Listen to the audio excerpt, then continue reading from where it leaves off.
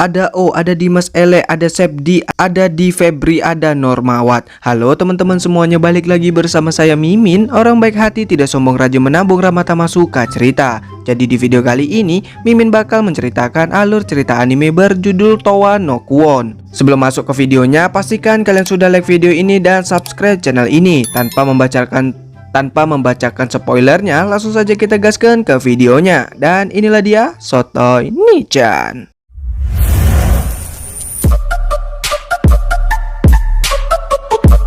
Scene awal kita diperlihatkan kepada sekelompok organisasi misterius yang dimana mereka mengirimkan prajurit mereka atau yang disebut sebagai WTOC untuk mengejar seorang bocah bernama Yuma. Entah bagaimana ceritanya Yuma bisa dikejar, yang jelas Yuma ini merupakan manusia dengan kekuatan super. Namun Yuma tidak dapat mengendalikan kekuatannya tersebut karena kekuatannya sering keluar dan menyerang ke area sekitarnya. Yuma yang terus dikejar akhirnya dapat ditumbangkan. Namun tiba-tiba datang makhluk yang sama seperti Yuma, tapi bedanya makhluk itu dapat mengendalikan kekuatannya.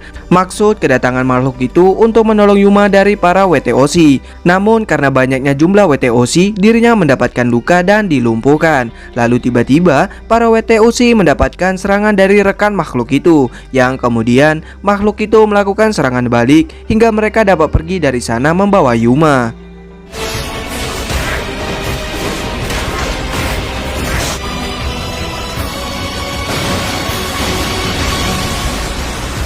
Makhluk itu berhenti di suatu tempat dan dilihat oleh seorang gadis. Lalu scene berpindah ke taman bermain bernama Taman Fantasium atau juga disebut sebagai Shinjuku Kubis, di mana di tempat itu Yuma dirawat dan tempat itu adalah markas dari makhluk yang menyelamatkan Yuma. Di sana Yuma diberikan sebuah jam yang dapat menekan kekuatannya dan dia disuruh berlatih di sana agar dapat mengendalikan kekuatannya. Sementara itu, gadis bernama Kiri ini merupakan seorang gadis yang mempunyai suara indah. Namun ketika suatu insiden menimpa kedua orang tuanya, membuat dirinya kehilangan suaranya akibat trauma mental, dan dirinya selalu mendengar lagu dari kotak musik pemberian ayahnya. Karena sedih, Kiri tidak sengaja mengaktifkan kekuatannya hingga organisasi misterius mengetahui keberadaannya, di mana mereka langsung mengirim WTOC untuk menangkap Kiri. Namun organisasi dari Taman Fantasium udah ada duluan di rumah Kiri, yang mana pria ini bernama Kuon dan dialah makhluk yang menyelamatkan Yuma. Setelah berada di sana tak lama kekuatan Kiri menghilang, yang membuat organisasi misterius membatalkan penangkapan karena lokasinya sudah menghilang. Lalu keesokan harinya ketika Kiri tengah menjaga neneknya yang sakit, neneknya menyuruh Kiri untuk jalan-jalan karena sudah seharian Kiri menjaga neneknya, dan Kiri pun juga jarang jalan-jalan. Karena itu Kiri jalan-jalan dan mengunjungi Taman Fantasium. Lalu ketika di sana Kiri mendapatkan sambutan hangat oleh para organisasi di sana. Di sana mereka telah mengetahui tentang kekuatan Kiri dari Kuon karena sebelumnya Kuon dan Kiri tidak sengaja bertemu di suatu tempat di mana Kuon merasakan kekuatan pada Kiri. Kemudian Yuri membawa Kiri berkeliling dan bertemu dengan Kuon. Terlihat kalau Kiri respect kepada Kuon karena Kuon pernah berkata kalau kotak musik itu adalah karya besar. Lalu ketika Kiri pulang, dirinya melihat kalau neneknya sudah terbaring pingsan. Lalu Kiri membawa neneknya ke rumah sakit. Sementara itu di markas terlihat kalau Yuma mimpi buruk hingga dirinya tidak sengaja terbangkit lalu kabur. Bertepatan dari itu Kiri melihat kalau neneknya sudah bergaris lurus. Dirinya pun panik yang mana kekuatan Kiri bangkit dan dirinya bernyanyi, di mana Kiri mendapatkan suaranya balik dan neneknya kembali sadar. Sementara itu Yuma yang kabur diketahui oleh organisasi misterius, di mana Yuma kabur dengan meninggalkan jam tangannya. Karena itulah lokasi Yuma diketahui. Lalu mereka pun mengirim WTOC untuk menangkap Yuma. Sementara itu organisasi Fantasium juga mencoba mencari lokasi dari Yuma. Tentu saja sinyal dari Yuma dan Kiri diketahui oleh organisasi misterius. Di sana mereka kebingungan karena mereka tidak dapat menyelamatkan dua orang sekaligus. Namun Kuon berkata kalau dirinya lah yang akan menyelamatkan mereka berdua, yang kemudian Kuon pun berangkat.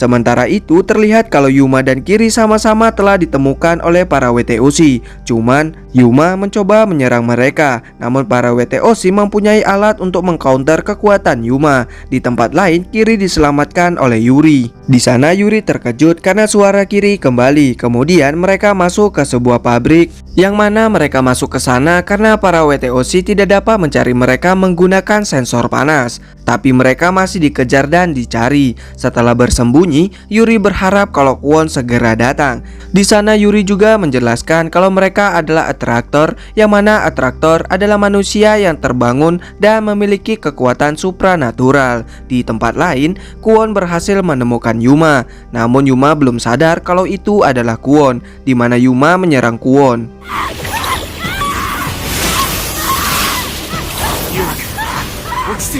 Tapi Kwon mencoba menenangkan Yuma. Setelah Yuma tenang, Kwon berbalik dan menyerang para WTOC. Di sana Kwon sangat kewalahan karena luka yang diterima sebelumnya dari Yuma. Tae mengetahui kalau Kwon tengah terpojok, di mana Tae memiliki kekuatan telepati. Karena takut Kwon kenapa-kenapa, Takeo pun bergerak menyusul Kwon. Di mana setelah berada di sana, mereka pun pergi untuk menemui Yuri menggunakan kekuatan Takeo, yaitu teleportasi. Selain dapat berubah, Kwon dapat memanipulasi benda untuk menyerang. Setelah mereka sampai di tempat Yuri, mereka langsung dihadapkan dengan WTOC yang cukup kuat.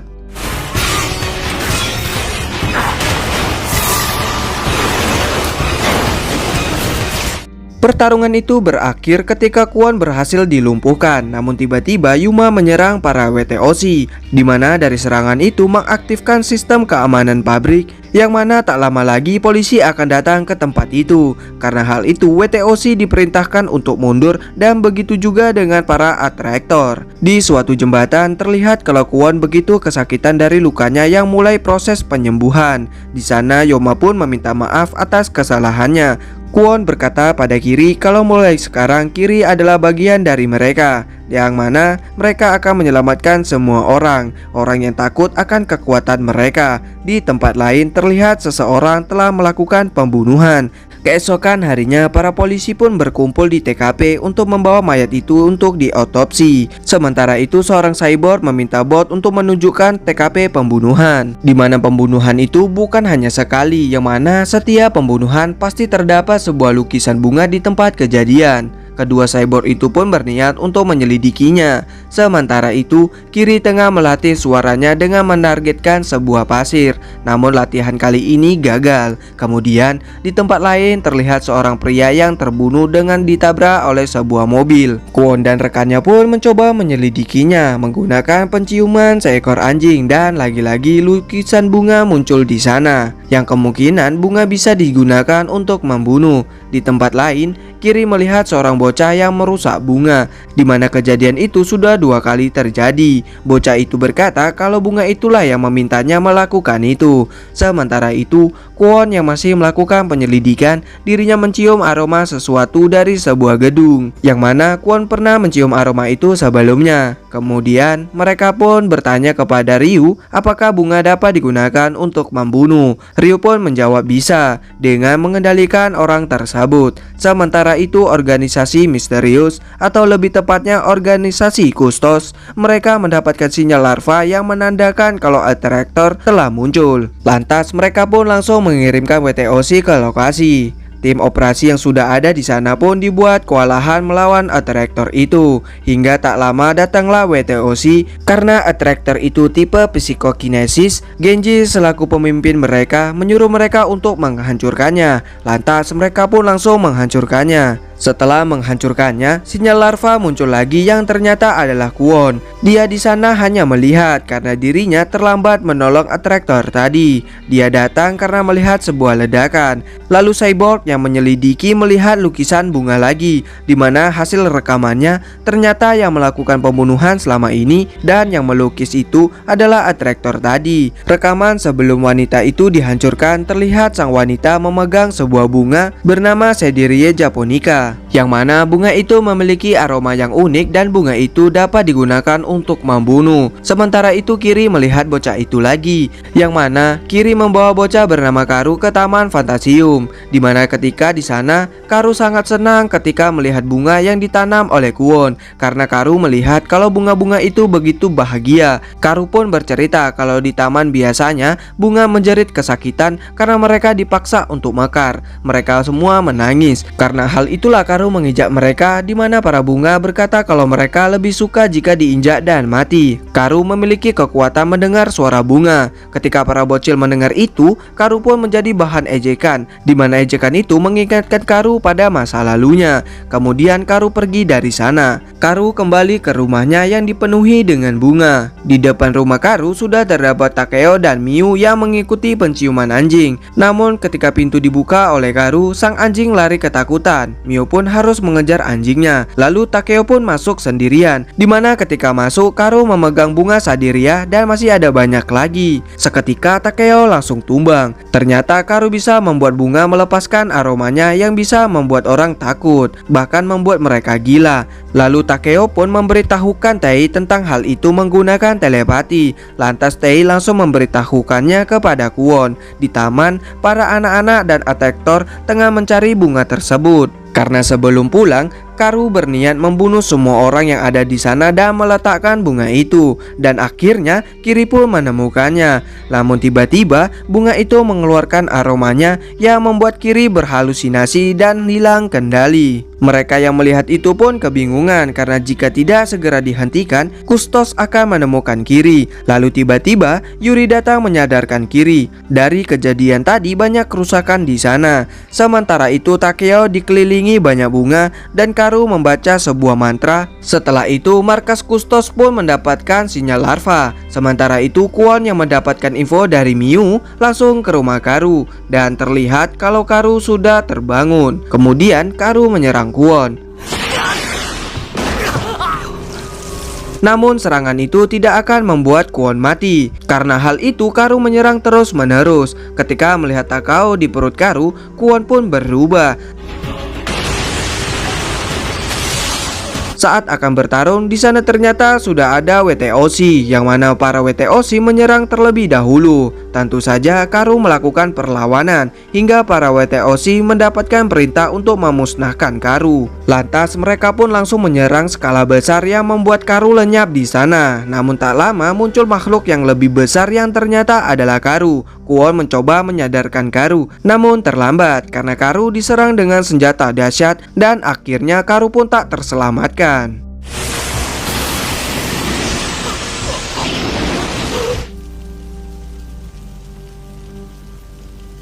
Dari kejadian itu Kwon pun merasa bersalah, di mana dirinya tidak berhasil menyelamatkan Karu dan dirinya menanam bunga itu untuk mengenang Karu.